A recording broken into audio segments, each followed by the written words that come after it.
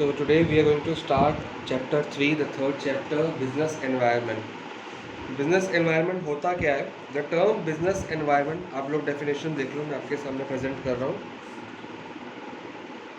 The term business environment means the sum total of all individuals or institutions and other forces that are outside the control of business enterprise but that may affect its performance. मतलब कि वो सारे individuals and institution, लोग and institutions,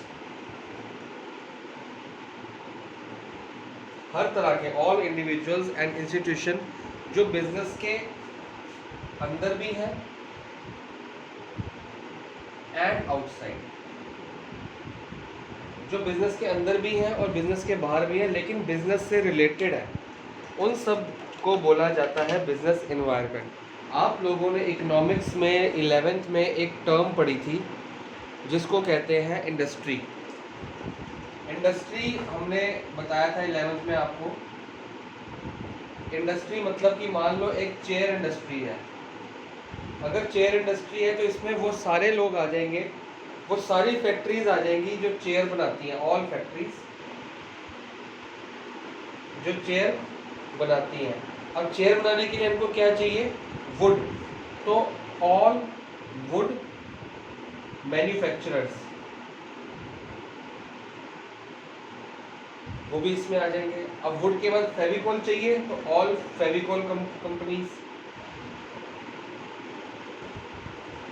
उसके बाद आपको nails चाहिए, iron चाहिए, हथौड़े चाहिए, टूल्स चाहिए, वो सारी चीज़ें एक बनाती है इंडस्ट्री. उसी को हम कहते हैं बिजनेस एनवायरनमेंट. तो वो चीज़ें जो बिजनेस में, बिजनेस के अंदर, इनसाइड एंड आउटसाइड रिलेटेड है बिजनेस से, उन सारी चीज़ों को हम कहते हैं बिजनेस एनवायरनमेंट. वो बिजनेस फैक्ट्री के अंदर, कंपनी के अंदर, मैनेजमेंट के अंदर भी हो सकते हैं और एक्सटर्नल फोर्सेस भी होते हैं जो बाहर से बिजनेस को इफेक्ट करते हैं. इस चैप्टर में हम इनके बारे में भी पढ़ेंगे और इनके बारे में भी पढ़ेंगे. इनसाइड वालों को भी पढ़ेंगे और आउटसाइड वालों को भी पढ़ेंगे. जिनको डेफिनेशन थोड़ी बहुत भी समझ आ गई है तो थोड़ी बहुत मेरे लिए बहुत ज़्यादा है, क्योंकि थोड़ी बहुत ही समझानी है. बाकी अब डिटेल चैप्टर पढ़ते पढ़ते हमको सारी की सारी डेफिनेशन समझ आ जाएगी. तो अब इसमें फैक्टर्स होते कौन से हैं वो भी आपको डिटेल में समझाया जाएगा कि कौन से इंस्टीट्यूशन है जो बाहर से इफेक्ट करते हैं, कौन से अंदर से इफेक्ट करते हैं. तो स्टार्ट करते हैं चैप्टर बिजनेस एनवायरनमेंट. पहली चीज़ आपने जो पढ़नी है वो है इसकी definition, the first thing. Second चीज़ है इसके फीचर्स. तो मैं फीचर्स समझाता हूँ. फीचर्स ऑफ बिजनेस एनवायरनमेंट का मतलब है कि बिजनेस एनवायरनमेंट में होता क्या है और पता कैसे लगता है कि बिजनेस एनवायरनमेंट है. फीचर्स बता रहे हैं कि कैसे कैसे उसके अंदर क्या क्या चीज़ें आती हैं. तो फर्स्ट चीज़ आती है जी totality of external forces. Total of external forces. Business environment जो होता है वो सम टोटल होता है. किसका? सारे चीज़ों का सम होता है. किसका सम होता है? सारी फोर्सेस का. External forces of the business. अब एक्सटर्नल फोर्सेस कौन सी हो सकती हैं? इकोनॉमिकल हो सकती है, टेक्नोलॉजिकल हो सकती है, पॉलिटिकल हो सकती है और सोशल हो सकती है, और भी बहुत सारी हो सकती है. तो हम चैप्टर में बाद में इन सबको डिटेल में पढ़ेंगे कि इसका मतलब क्या है. इकोनॉमिकल, टेक्नोलॉजिकल, पॉलिटिकल सब कुछ पढ़ेंगे डिटेल में. फिलहाल आपको समझना है कि एक्सटर्नल फोर्सेस जो होती हैं वो ये सारी होती हैं. इसके अलावा और भी होती हैं, लीगल भी होती है. इन सारी कंडीशंस का जो सम होता है, इनका एडअप, इनका जो सम होता है उसको हम कहते हैं बिजनेस एनवायरनमेंट. तो ये आपका था फर्स्ट पॉइंट. अब सेकंड पॉइंट पढ़ते हैं. Specific and general forces. एक तो हो गया एक्सटर्नल फोर्सेस, एक हो गया स्पेसिफिक एंड जनरल फोर्सेस. अब बिजनेस खाली मेरे, मान लो मेरे कपड़ों का बिजनेस है तो खाली मैं अपने बिजनेस को फैक्ट्री चला रहा हूँ तो आसपास की चीज़ों से, एक्सटर्नल एनवायरनमेंट से क्या मेरे को फ़र्क नहीं पड़ेगा? बिल्कुल पड़ेगा. आसपास के मार्केट में क्या, बिजनेस एनवायरनमेंट का दूसरा नाम हम इसको इंडस्ट्री भी कहते हैं और इसको मार्केट भी कहते हैं, बेटर अंडरस्टैंडिंग के लिए कि आसपास की इंडस्ट्री में या मेरी कपड़ों की इंडस्ट्री में या कपड़ों की मार्केट में क्या चीज़ें नहीं आ रही हैं और किस चीज़ की डिमांड ख़त्म हो गई है। मान लो मैं एक चीज़ बनाता हूँ, मैं कोई किस तरह के स्वेटर्स बनाता हूँ, लेकिन वो आजकल आउटडेटेड हो गए हैं, कोई उसकी डिमांड ही नहीं है, लेकिन मेरे को पता ही नहीं उसके बारे में, मैंने मार्केट की नॉलेज ली ही नहीं। तो जब मेरे को एक्सटर्नल फोर्सेस के बारे में पता ही नहीं होगा तो मैं तो वही पुराने डिज़ाइन के स्वेटर बनाता रहूँगा, तो मेरी डिमांड क्या हो जाएगी, कम, मेरी कंपनी चलेगी घाटे पे, मेरा सामान बिकेगा ही नहीं और मेरी कंपनी हो जाएगी, मेरा बिजनेस हो जाएगा बंद। तो इसलिए मेरे को एक्सटर्नल फोर्सेस के बारे में सब कुछ पता होना चाहिए कि जो मेरे बिजनेस को इफेक्ट करते हैं। अगर मेरे को मार्केट की एक्सटर्नल चीज़ों की नॉलेज नहीं होगी, मतलब कहने का मतलब ये कि बिजनेस एनवायरनमेंट में एक्सटर्नल फोर्सेस बहुत इंपॉर्टेंट होते हैं। अब specific and general forces, specific and general forces होते हैं जो बिजनेस को इफेक्ट करते हैं अंदर से और बाहर से। तो स्पेसिफिक फोर्सेस के अंदर आ जाता है, स्पेसिफिक के अंदर हम करते हैं इन्वेस्टर, जिसने पैसा लगाया बिजनेस के अंदर। अब इन्वेस्टर कौन कौन होता है, या तो मैं खुद होऊंगा कि मैं अपनी कंपनी में पैसा लगा रहा हूँ, या मैंने बाहर से शेयर्स खरीदे होंगे, अपने शेयर्स मैंने पब्लिक शेयर किए होंगे, तो जो शेयर होल्डर्स ने मेरे शेयर्स खरीदे हैं वो भी इन्वेस्टर के अंदर आएंगे। किसी से मैंने लोन लिया है, कोई बैंक ने मेरी कंपनी में इन्वेस्ट किया है, कोई मैंने अपने म्यूचुअल फंड्स निकाले तो किसी और ने मेरे म्यूचुअल फंड्स खरीदे हैं, तो वो सारे इन्वेस्टर, जिन लोगों ने मेरी कंपनी के अंदर पैसा लगाया है बेसिकली वो इन्वेस्टर हो गया। अब उसने मेरी कंपनी के अंदर लगाया ना पैसा, बाहर तो नहीं लगाया, मेरी कंपनी के ऊपर पैसा लगाया, वो पैसा कहाँ आया, मेरी कंपनी के अंदर, तो स्पेसिफिक में आएगा। जो चीज़ें इनसाइड होती हैं कंपनी के इनसाइड, जो अंदर से इफेक्ट करती है, जो कंपनी के अंदर होती है, वो स्पेसिफिक मानी जाती है। उसके बाद आता है कस्टमर्स। अब कस्टमर्स कौन है, कस्टमर्स वो लोग हैं जो मेरा बनाया हुआ सामान खरीदते हैं। और मेरा बनाया हुआ सामान कहाँ बना, मेरी कंपनी के अंदर, तो मेरी कंपनी के अंदर से फिनिश्ड गुड्स बाहर गया ना। अगर किसी फैक्ट्री के या किसी बिजनेस के पास कस्टमर ही नहीं है तो उस बिजनेस के होने का सवाल ही नहीं उठता। क्योंकि हम सामान क्यों बनाते हैं, क्योंकि आफ्टर हम सामान बना के किसी ना किसी कस्टमर को बेचना होता है। हालांकि कस्टमर बिजनेस के अंदर नहीं, बिजनेस के बाहर बैठा हुआ है, मार्केट के अंदर बैठा है, लेकिन वो सामान क्या ले रहा है, जो कंपनी के अंदर बन रहा है। उसके बाद कंपटीटर, तो स्पेसिफिक के अंदर हमने देखा कौन कौन आ रहा है, इन्वेस्टर आ गया, कस्टमर आ गया, कंपटीटर। मेरा कंपटीशन जिस जिस लोगों से है वो सारे लोग कौन होंगे, स्पेसिफिक लोग। क्योंकि अगर मैं स्वेटर बना रहा हूँ तो ज़रूरी नहीं है कि खाली मैं अकेला ही, मेरी मोनोपोली थोड़ी है, बहुत लोग स्वेटर बना रहे होंगे, तो उनके साथ मेरा कंपटीशन है। अगर मैं कंपटीशन नहीं लड़ता, मान लो कि मेरी चीज़ अगर 10 रुपये की है और वो वही चीज़ 8 रुपये में दे रहे हैं, तो ये कंपटीशन हो गया। मैं अपना प्राइस नहीं गिरा रहा, मैं 10 रुपये की बेची जा रहा हूँ, तो मेरे से कोई लेगा ही नहीं, सब लोग 8 रुपये वाली लेंगे। तो कंपटीशन लड़ना पड़ेगा, मेरे को अपनी चीज़ का प्राइस गिराना पड़ेगा, इसे कहते हैं कंपटीशन। और कंपटीशन कौन देता है, एक बहुत अच्छा कंपटीटर, मेरे जैसा ही सब्स्टिट्यूट गुड्स बनाने वाला बंदा। एंड सप्लायर,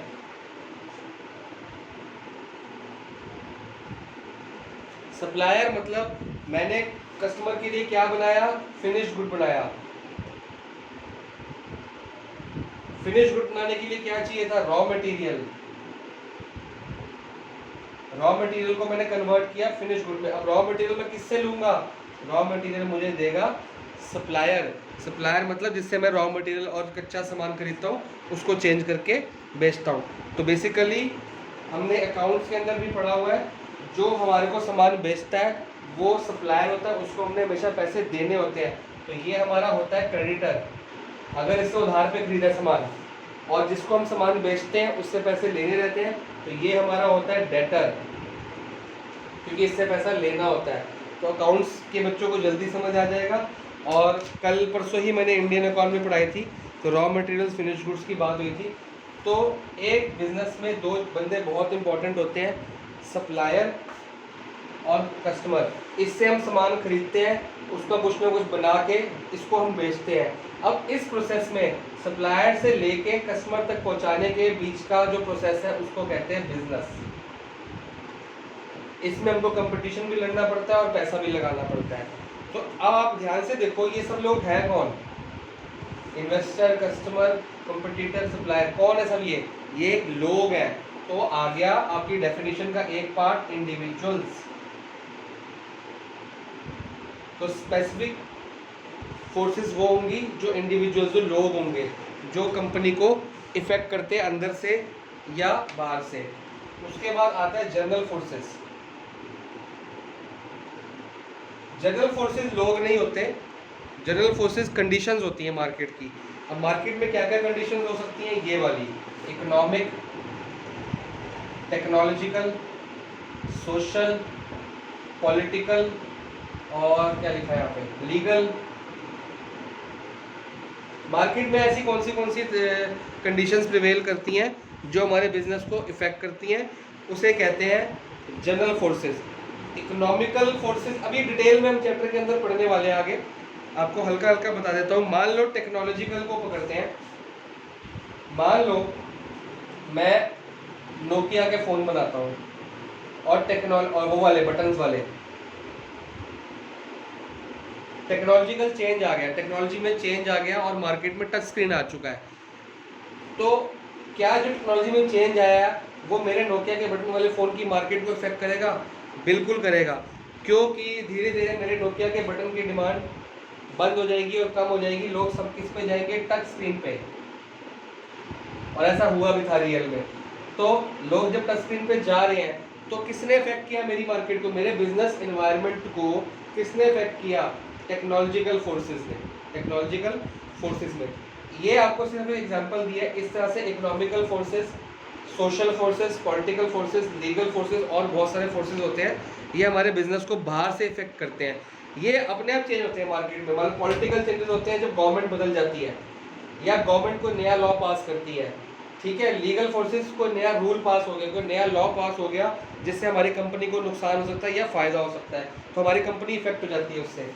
सोशल, मार्केट में कोई त्यौहार आ गया तो हमारी चीज़ की सेल बढ़ जाएगी, तो सोशल फैक्टर्स हो गए। या लोगों के अंदर सोशल फैक्टर, लोगों के प्रति हमारे जो प्रोडक्ट है उसका डर बैठ गया है, हमारा प्रोडक्ट उनको हैजार्डस या डेंजरस लग रहा है, तो उसमें डिमांड कम हो जाएगी। इकोनॉमिकल, पैसों से रिलेटेड, फाइनेंशियली, अगर हमारे प्रोडक्ट की डिमांड कम होगी क्योंकि हमारा प्रोडक्ट फाइनेंशियली महंगा लग रहा है लोगों को, लोग अफोर्ड नहीं कर पा रहे, तो हमारे बिजनेस को इफेक्ट करता है। तो ये चीज़ें हमारे बिजनेस के अंदर नहीं होती, ये सारी चीज़ें आउटसाइड होती हैं, आउटसाइड कंडीशंस। ये हमारे बिजनेस से डायरेक्टली रिलेटेड नहीं होती, ये इनडायरेक्टली रिलेटेड होती हैं। ये अपने आप नॉर्मली चेंज होती है, टेक्नोलॉजी अपने आप चेंज होती है, पॉलिटिकल लॉज अपने आप बनते हैं, इकोनॉमिक कंडीशंस अपने आप चेंज होती हैं, लेकिन ये अपने आप हुई है, लेकिन इसने मेरे बिजनेस को इनडायरेक्टली अफेक्ट कर दिया। और ये जो चीज़ें ऊपर वाली ये डायरेक्टली रिलेटेड है। तो आपको इसकी केस स्टडीज आएंगी और बीच में समझने के लिए आएगा। स्पेसिफिक चीज़ वो होती है जो लोगों से रिलेटेड है कंपनी के, और एक कंपनी के अंदर होती हैं और डायरेक्टली रिलेटेड होती हैं। इकोनॉमिक जनरल कंडीशंस वो होती हैं, आउटसाइड कंडीशंस होती हैं इस तरह से, और एक इनडायरेक्टली कंपनी को इफेक्ट करती हैं। अब हम अपना पढ़ते हैं थर्ड पॉइंट। थर्ड पॉइंट है इंटर रिलेटेडनेस।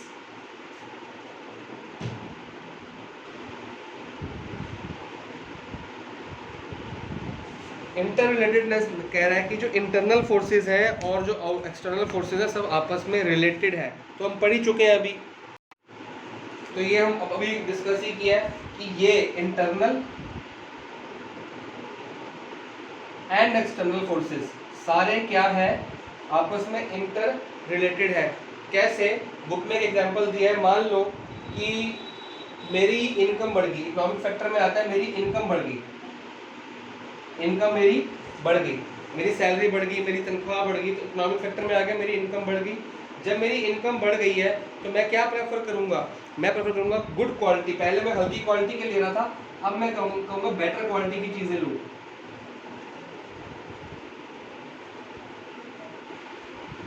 ठीक है, अब जब मैं बेटर क्वालिटी की चीज़ें लूँगा तो ये कौन सा फैक्टर हो गया? Social factor. ठीक है जी, सोशल फैक्टर में आया था कि मेरे को अच्छी क्वालिटी की चीज़ें चाहिए, अच्छी प्रोडक्ट्स चाहिए, तो मेरी इनकम बढ़ी, मेरे को अच्छी क्वालिटी की, मेरी डिमांड अच्छी क्वालिटी की बढ़ी, तो इससे क्या हुआ? अच्छी क्वालिटी वाले बिजनेस एनवायरनमेंट को फ़र्क पड़ गया। हालांकि मैं बिजनेस के अंदर नहीं हूँ, मान लो कि मेरी ब्रांडेड क्वालिटी के कपड़ों की डिमांड बढ़ गई क्योंकि मेरी सैलरी बढ़ चुकी है, अब मैं पहले अफोर्ड नहीं कर पा रहा था, अब मैं अफोर्ड कर सकता हूँ।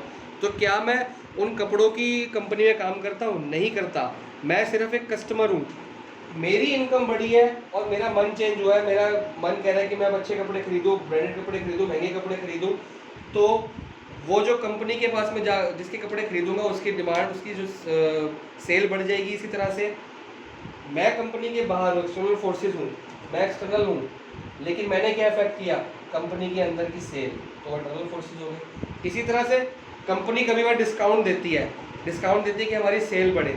जब कंपनी डिस्काउंट देगी वो कंपनी का इंटरनल मैटर है, लेकिन जब सेल बढ़ेगी तो कंपनी का ब्रांड कहाँ जाएगा? पूरी मार्केट में फैल जाएगा और वो पूरी मार्केट में शोर मचा देगा और लोगों को उसके बारे में क्या पता लगेगा? अवेयरनेस हो जाएगी, वो प्रोडक्ट क्या हो जाएगा? फेमस। जब फेमस होगा तो वो कौन से हो गए? एक्सटर्नल फोर्सेस, कि पूरी मार्केट में वो फेमस हो गया। तो इंटरनल और एक्सटर्नल आपस में रिलेटेड है। थोड़ा थोड़ा ये अभी कम अगर समझ भी आ रहा है तो ये आगे आगे जैसे चैप्टर बढ़ता रहेगा आपको डिटेल में सारी चीज़ समझ आ जाएगी। बेसिक चैप्टर का मकसद है कि बिजनेस के इंटरनल एंड एक्सटर्नल फोर्सेस को पढ़ना और क्या क्या चीज़ें बिजनेस के अंदर रह के बिजनेस को इफेक्ट करती हैं और क्या क्या चीज़ें बिजनेस के बाहर रह के बिजनेस को इफेक्ट करती हैं। इन दोनों को मिला के बनता है बिजनेस एनवायरनमेंट। ये हमने 3 पॉइंट्स पढ़े, कुछ और पॉइंट्स पढ़ते हैं आगे। 4th पॉइंट है जी आपका डायनेमिक नेचर। डायनेमिक वर्ड हम चैप्टर 1 के अंदर भी पढ़ के आए हैं और चैप्टर 2 के अंदर जो प्रिंसिपल्स ऑफ मैनेजमेंट पढ़े थे उसके अंदर भी पढ़ के आए हैं। तो अब तक हमको डायनेमिक का मतलब समझ आगे आ जाएगा। इसका मतलब ये होता है कि चेंजेस इन एक्सटर्नल एनवायरनमेंट।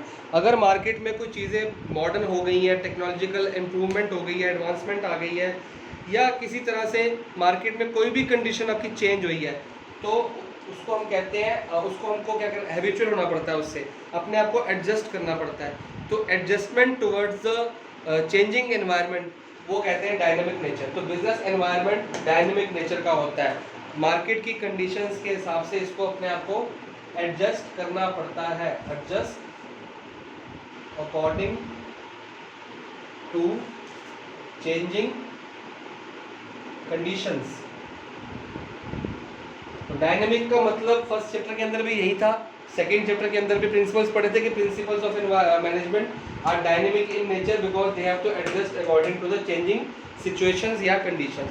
तो बिजनेस एनवायरनमेंट भी यही कह रहा है, अगर बाहर के एनवायरनमेंट में कोई चीज़ नहीं आई है या कोई मौसम चेंज हो गया, मान लो मौसम चेंज हो गया, सर्दी से गर्मी आ गई है, फिर भी मैं स्वेटर बेचने पे लगा हुआ हूँ, बनाने में लगा हुआ स्वेटर, मेरी स्वेटर की कंपनी है, फैक्ट्री है, अब सर्दी समर सीजन आ चुका है फिर भी मैं स्वेटर्स बना रहा हूँ, तो मतलब कि मैं डायनेमिक नहीं हूँ, क्योंकि मार्केट में समर आ चुका है तो मेरे को समर के कपड़े बनाने चाहिए, तो मैं डायनेमिक नहीं हूँ। लेकिन अगर समर आने से पहले ही मैं समर के कपड़े तैयार करने शुरू कर देता हूँ, क्या अभी मतलब अप्रैल में गर्मी आएगी और मैं जनवरी में भी मार्केट की फैक्ट्री, अपनी कंपनी की फैक्ट्री में जो कॉटन क्लॉथ्स बनाना शुरू कर देता हूँ, तो मतलब मैं डायनेमिक हूँ।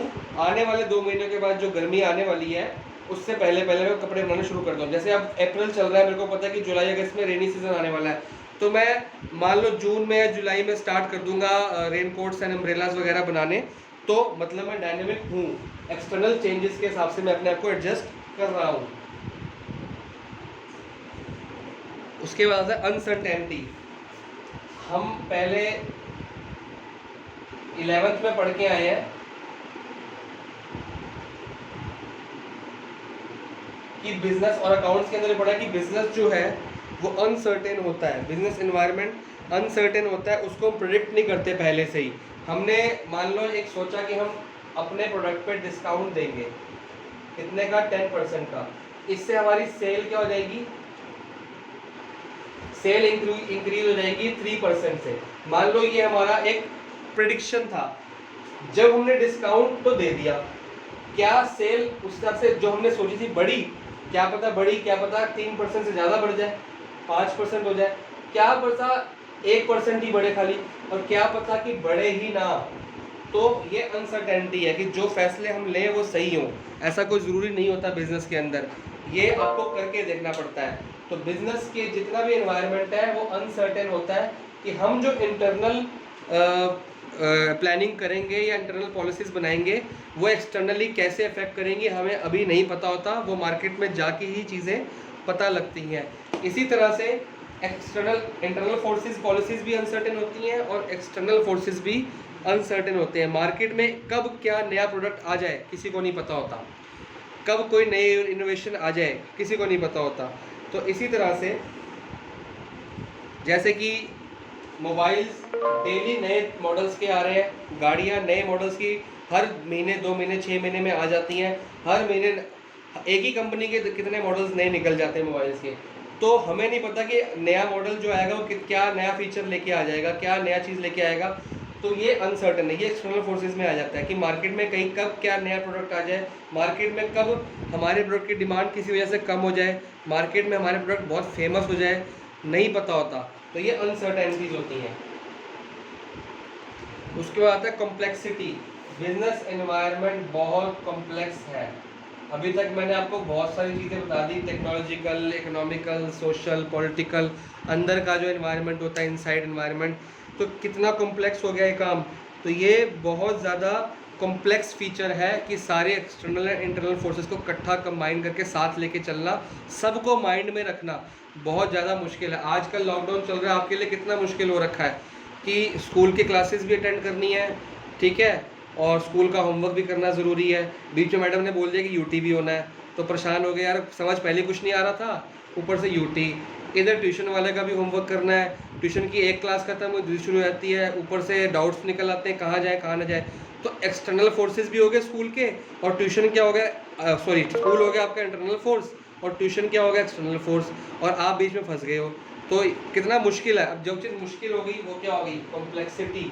इंटरनल और एक्सटर्नल फोर्सेस के बीच में बहुत ज़्यादा कॉम्प्लिकेशंस होती हैं, और ये सारी कॉम्प्लिकेशंस को माइंड में रख के तब भी आप पढ़ाई कर रहे हो ना, आगे चल रहे हो ना धीरे धीरे, तो बिजनेस को भी ऐसे ही इन सारी कॉम्प्लेक्सिटीज़ को माइंड में रख के आगे चलते रहना पड़ता है। अगर ये इन कॉम्प्लेक्सिटीज़ को माइंड में नहीं रखता, सोचता यार मेरे बस की बात तो नहीं है, मैं सारी इंटरनल और एक्सटर्नल फोर्सेस को नहीं झेल सकता, मैं तो अपना आराम से दुकान चलाऊंगा आराम से छोटी सी, तो वो छोटी सी दुकान ज़िंदगी भर छोटी दुकान ही रहेगी या एक दिन बंद हो जाएगी।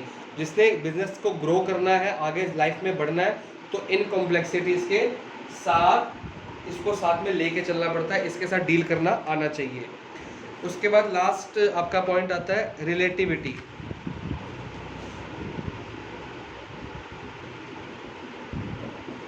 रिलेटिविटी का मतलब है, हमने पहले इंटर रिलेटेडनेस पढ़ चुके हैं, उसमें था कि इंटरनल एंड एक्सटर्नल फोर्सेस आपस में रिलेटेड है, ये वो वाली रिलेटिविटी नहीं है।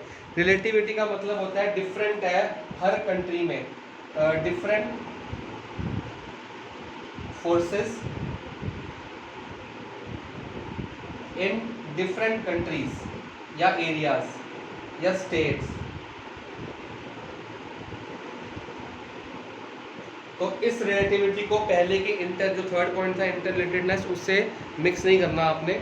उसका मतलब था इंटरनल एंड एक्सटर्नल फैक्टर्स की आपस में रिलेशन, इंटर रिलेशन। और ये कह रहा है कि डिफरेंस, कि जो बिजनेस एनवायरनमेंट होता है वो डिफरेंट होता है हर कंट्री में। अब इंडिया का जो बिज़नेस करने का तरीका है, क्या यूएसए का बिज़नेस करने का तरीका वही है? बिल्कुल नहीं। यूएसए का बिज़नेस करने का तरीका इंडिया से बहुत ज़्यादा एडवांस है। और इसी तरह से क्या इंडिया से नीचे की कंट्री होगी, श्रीलंका होगी, अफ़गानिस्तान होगी, पाकिस्तान होगी, तो क्या इनके बिज़नेस का करने का तरीका इंडिया जैसा है? नहीं, इंडिया का इनसे ज़्यादा एडवांस्ड है। तो इसी तरह से रिलेटिविटी है कि हर जगह का बिज़नेस एनवायरनमेंट अलग अलग है। वो अलग अलग क्यों है? क्योंकि हर जगह के इंटरनल एंड एक्सटर्नल फोर्सेस अलग अलग है, हर जगह की टेक्नोलॉजी अलग है, हर जगह के लोग अलग हैं, हर जगह के पॉलिटिकल फीचर्स अलग है, रूल्स अलग है, लॉज अलग है। तो क्या आ गया, वही technological, economical, social, political, legal, ये जब हर कंट्री के अलग अलग है तो इंटरनल फोर्सेस भी तो अलग अलग ही होंगे, क्योंकि इंटरनल फोर्सेस किस पे डिपेंड होते हैं? एक्सटर्नल पे। तो बेसिकली बार बार एक ही चीज़ रिपीट हो रही है बिजनेस एनवायरनमेंट के अंदर, इंटरनल एंड एक्सटर्नल फोर्सेस। तो ये 7 फीचर्स हैं, ये आप लोगों ने लर्न करने हैं, और इसके ऊपर आपको क्वेश्चंस भी आएंगे, केस स्टडीज़ की कुछ भी दिया होगा, आपको बताना है कौन सा फीचर है। मान लो यही दिया हो कि मैं इंडिया में काम कर रहा था, मेरी जॉब लगी हुई है और मैं एक बिज़नेस के अंदर काम कर रहा था, तो बाद में जो मेरी प्रमोशन होगी, मेरे को यूएसए से ऑफ़र, प्रमोशन नहीं मतलब यूएसए से ऑफ़र आया जॉब का, मैं यूएसए जाके जॉब करने लग पड़ा। मैंने जाके देखा कि यहाँ पे तो कंडीशंस बिल्कुल डिफरेंट है इंडिया से। तो ये कौन सा फीचर ऑफ बिजनेस एनवायरनमेंट हुआ? ये हुआ जी रिलेटिविटी, ठीक है। ऐसे आपको केस स्टडीज आने वाली हैं। अब सेकंड पॉइंट आज का करते हैं, ये हमने फीचर्स पढ़ लिए, अब इंपॉर्टेंस ऑफ बिजनेस एनवायरनमेंट पढ़ते हैं फटाफट से। इंपॉर्टेंस पढ़नी बहुत ज़्यादा ज़रूरी है, बहुत ही ज़्यादा इंपॉर्टेंट टॉपिक है ये, इसके ऊपर बहुत सारे क्वेश्चंस आते हैं, तो इसको ध्यान से समझना। फर्स्ट इंपॉर्टेंस है जी, it helps the firm to identify opportunities and get the first mover advantages. तो इसमें लिखेंगे आइडेंटिफाई, छोटा करने के लिए, अपॉर्चुनिटीज,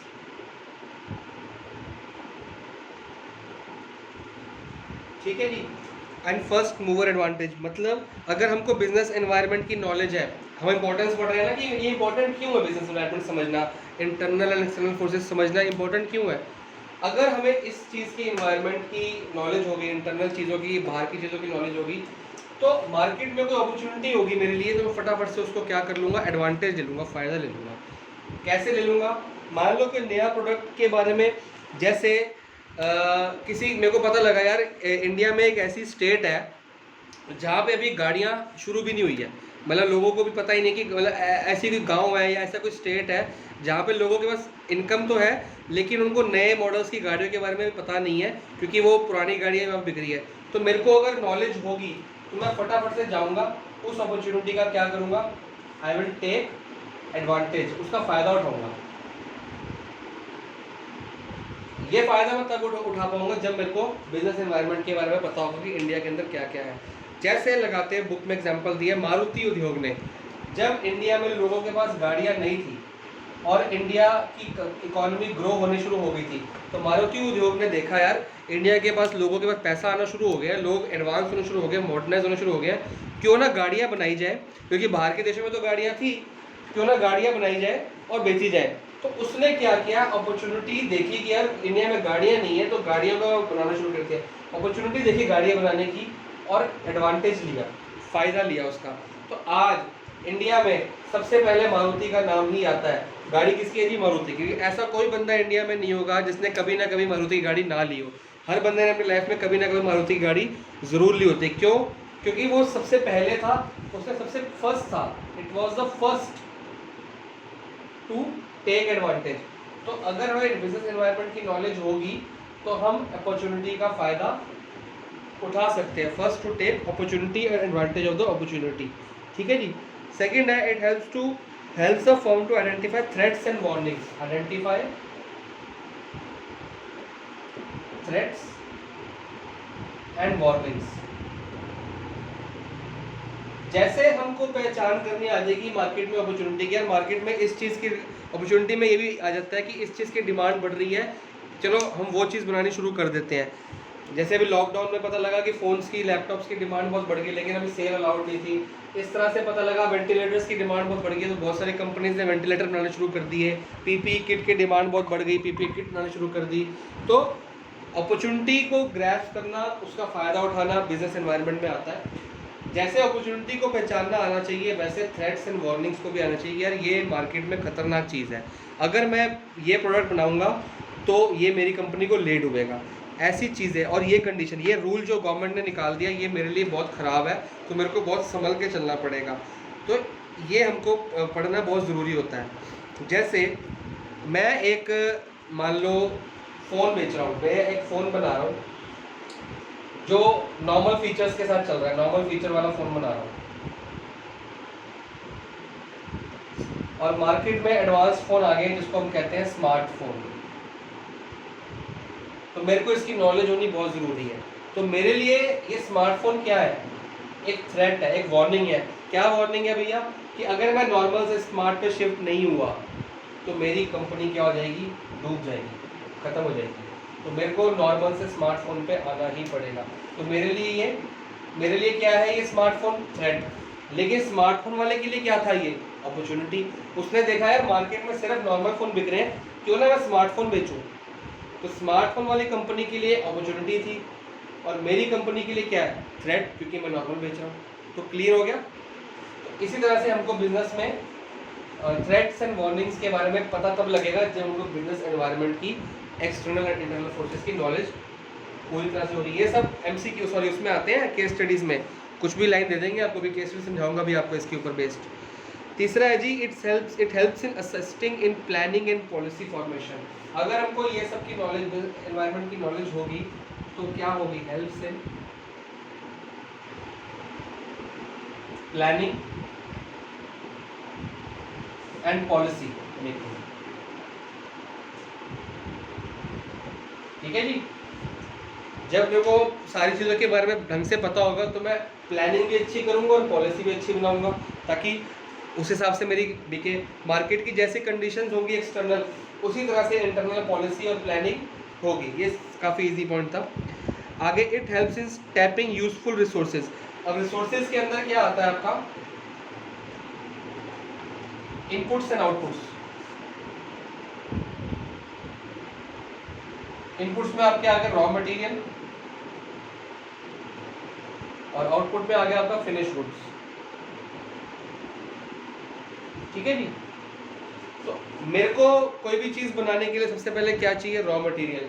अब मैंने फैक्ट्री तो खोल दी, अब ये रॉ मटेरियल लूँ कहाँ से, मेरे को पता ही नहीं। रॉ मटेरियल मिलता कहाँ से है, मेरे को बताया नहीं है। रॉ मटेरियल ये वाली मार्केट ए के अंदर मिलता है 100 रुपये किलो। मेरे को पता लगा, मैं जाके ले आया, बस जाके ले आया, बनानी शुरू कर दी। अगर मैं समझदार होऊंगा और मेरे को बिजनेस एनवायरनमेंट की नॉलेज होगी तो मैं खाली ए मार्केट के ऊपर डिपेंड नहीं करूँगा, मैं अपने आसपास जितने भी मार्केट्स होंगी सबके पास एक बार ट्राई मारूंगा। मैं मार्केट बी में जाऊँगा, मैं मार्केट सी में जाऊँगा, मैं मार्केट डी में जाऊँगा, या मैं कॉल करके पूछूंगा या मेल पे उनसे रेट्स मंगाऊंगा। तो मेरे को पता लगा कि मार्केट सी में ये जो 100 रुपये किलो में ले रहा था ये 70 रुपये किलो मिल रहा है, तो मैं क्यों ना लूँ उसी से, सबसे सस्ता इसका पड़ा मेरे को। तो ये मेरे को नॉलेज तब होगी जब ये सारी मार्केट्स के बारे में मेरे को नॉलेज होगी, इसके बारे में घुमाऊंगा या इनसे मैंने बात की होगी। तो बिजनेस एनवायरनमेंट आपको सस्ते रिसोर्सेज मंगाने में, सारे रिसोर्सेज मंगाने में, अच्छी क्वालिटी की रिसोर्सेज मंगाने में और कम दाम पे रिसोर्सेज मंगाने में हेल्प करता है। दूसरी ओर ये आपको आउटपुट्स बेचने में भी हेल्प करता है। आपने एक चीज़ बनाई, आपको समझ नहीं आ रहा, इसमें बेचो, इस मार्केट में बेचो, इस मार्केट में बेचो, इस मार्केट में बेचो, तो ये सारी नॉलेज कौन देगा आपको, बिजनेस एनवायरनमेंट। आपको पहले स्टडी करनी पड़ेगी, रिसर्च करनी पड़ेगी, पता लगेगा कि ये वाली जो मार्केट है ना, इसमें कस्टमर के पास मेरे प्रोडक्ट की डिमांड सबसे ज़्यादा है, मैक्सिमम डिमांड है यहाँ पे, तो ऑब्वियसली यहाँ सबसे ज़्यादा बेचूंगा, या उससे कम, या उससे कम, या उससे कम, जैसे जैसे डिमांड होगी वैसे वैसे अपने प्रोडक्ट में बेचूंगा। तो रॉ मटेरियल्स खरीदने के लिए एनवायरनमेंट की नॉलेज बहुत ज़रूरी है कि कहाँ से लूँ, किस से लूँ, और फिनिश गुड्स बेचने के लिए एनवायरनमेंट की नॉलेज बहुत ज़रूरी है, किसको बेचूँ, कितना बेचूँ और किस रेट पे बेचूँ। आउटपुट बेचने के लिए रेट भी तो पता चाहिए। मान लो मैंने चीज़ बनाई वो 1000 रुपये की बनी, वही चीज़ मार्केट में बिक रही है 1200 रुपये की, ऑलरेडी बिक रही है, मेरी बन गई 1000 रुपये की, तो मैं क्यों 1000 में बेचूंगा यार, मैं तो 1200 में बेचूंगा ना, मेरे को फायदा चाहिए। या मैं कंपटीशन लड़ना चाहूँगा तो 1100 की बेच दूंगा, कि 1000 की बनाई 1100 की बेच दो, 1200 की ऑलरेडी बिक रही है तो लोग मेरा लेंगे, क्योंकि 1200 की तो बिक रही थी, मैंने 1100 ऑफर कर दी। तो मेरे को ये कब पता लगेगा, जब मैं मार्केट की स्टडी करूंगा, मार्केट में पता लगाऊंगा। मार्केट मतलब बिजनेस एनवायरनमेंट। तो अपने गुड्स बेचने के लिए कहाँ बेचने हैं, कितने के बेचने हैं, किसको बेचने हैं, यहाँ से पता लगता है। और कहाँ से लेने हैं, कितने के लेने हैं, कैसे लेने हैं, वो यहाँ से पता लगेगा। तो रिसोर्सेज गैदर करने में और फिनिश गुड्स बेचने के लिए बिजनेस एनवायरनमेंट की नॉलेज बहुत इंपॉर्टेंट है। पांचवा आता है जी, it helps in coping with rapid changes. वो डायनामिक आ गया,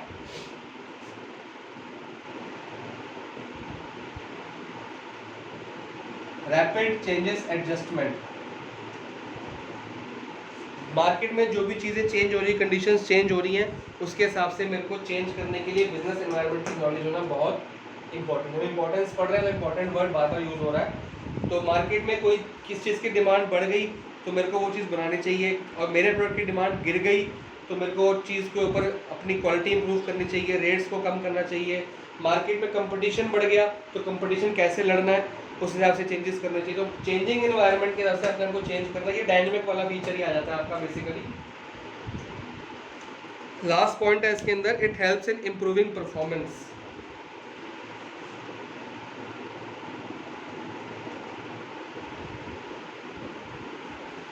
परफॉर्मेंस है कि जब मेरे को सारी चीज़ों का, इस अपॉर्चुनिटी का फ़ायदा उठा लिया, थ्रेट्स एंड वार्निंग से मैं बच भी लिया और उस हिसाब से अपनी पॉलिसी प्लानिंग ढंग से बना ली कि कैसे बेचनी है। सस्ते प्रोडक्ट्स खरीद लिए और अच्छी दुकानों पे बेच दिया, अच्छे लोगों को बेच दिया और अच्छी क्वालिटी के प्रोडक्ट देखा कि मार्केट में मेरी क्वालिटी लो पड़ रही है, मैंने क्वालिटी भी इम्प्रूव कर दी। जब सब कुछ मैं समझ लूँगा, सारी बिजनेस एनवायरनमेंट की नॉलेज में रखूँगा, तो उससे क्या होगा, मेरी ग्रोथ होगी कंपनी की, मेरी परफॉर्मेंस क्या होगी, ग्रो करेगी, मेरी कंपनी राइज करेगी। कंपनी सिर्फ उसी की राइज करेगी, बिजनेस सिर्फ उसी का राइज करेगा जिसको बिजनेस एनवायरनमेंट की नॉलेज होगी। जिसको नहीं होगी वो अपनी परफॉर्मेंस को इम्प्रूव नहीं कर सकता, मार्केट में कंपटीशन नहीं लड़ सकता। इसी के साथ बुक में एक केस स्टडी दी है जिसको बुक में हेडिंग दिया हुआ है केस स्टडी नंबर 1। ये मैं आपको सेंड कर रहा हूँ केस स्टडी, ये आपने पढ़नी है। ये सीबीएसई के सैम्पल पेपर में थी 2015 में, 4 मार्क्स की केस स्टडी है, इसमें कुछ नहीं है, मैं आपको शेयर कर देता हूँ, देखो आप यहीं पे डिस्कस कर लेते हैं। Mister Ajay after completing MBA, mister Ajay ने MBA कंप्लीट किया USA से और इंडिया में आके अपना बिजनेस स्टार्ट कर लिया। उसने अपने बैनर, अपनी कंपनी का नाम दिया E-Com क्रिएशंस। सबसे पहला पॉइंट पढ़ो, मैंने नंबर डाले हैं। पहला पॉइंट कह रहा है he launches a new product in e learning for senior secondary school. उसने एक नया प्रोडक्ट लॉन्च किया है जिससे सीनियर सेकेंडरी स्कूल के बच्चों को घर पे बैठे बैठे E-लर्निंग हो जाएगी। मतलब कोई सब्जेक्ट ऐसा लॉन्च किया है कि घर बैठे बैठे पढ़ाई हो जाएगी उस सब्जेक्ट की, कॉमर्स स्ट्रीम के बच्चों के लिए, विच already has an established market in UK and USA। USA से पढ़ के आया था अपनी MBA करके, उसने देखा कि वहाँ के लोग तो यार घर बैठ के भी ये चीज़ें पढ़ते, तो इंडिया में ऐसा होता नहीं, तो उसने स्कूल से बात करके इंडिया में एक नई चीज़ लॉन्च की। तो ये कौन सा आपका इंपॉर्टेंस ऑफ मैनेजमेंट हो रहा है, आपका इंपॉर्टेंस ऑफ मैनेजमेंट हो रहा है ये नंबर 1।